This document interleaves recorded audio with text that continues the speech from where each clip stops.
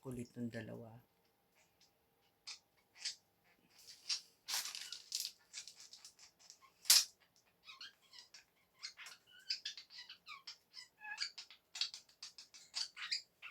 Sora, puta, puta.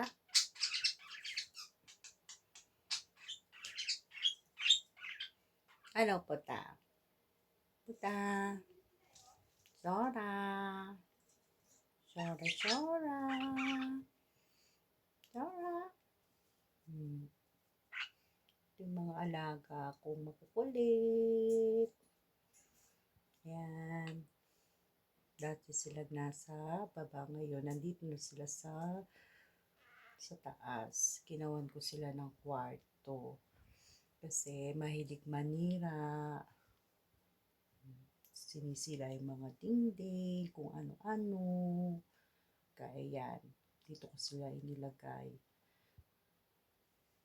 Ginawan ko sila ng kwarto. Diba itong kwarto na to, wala natutulog dito. Kaya dito ko sila inilagay. Yan.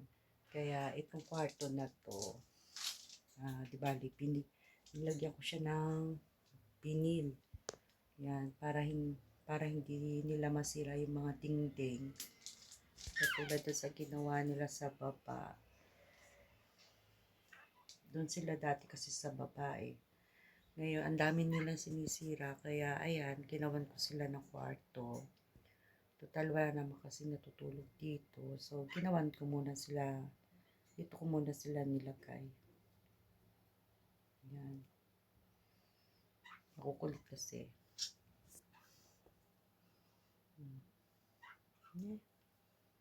Puta. Puta. Kulit ng pangalan niya, diba? Puta. Putain ko kasi yung ano niya, yung tawag sa kanya. Kaya pinangalan sa kanya ng anak ko is Puta. Na puta. Makulit na puta.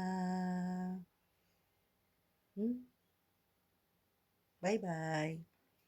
Mamay stay ko kara. Atsui yo koko. Bye-bye. Stay ko kara ne. Yun lang guys. Ito. Yung mga alaga ko. Yan. Cute ni puta, diba? Bye-bye.